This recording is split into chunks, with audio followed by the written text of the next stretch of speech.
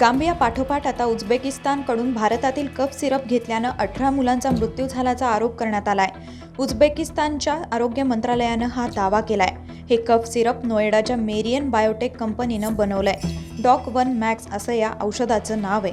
तसंच या प्रकरणी आता WHOनं दखल घेत तपासात सहकार्य करणार असल्याचं म्हटलंय। मात्र उझबेकिस्तानच्या या आरोपांवर भारताकडून अद्याप काहीही स्पष्टीकरण देण्यात आलेलं नाही। असेच आणखी व्हिडिओ आणि बातम्यांसाठी डाउनलोड करा दिव्य मराठी ॲप।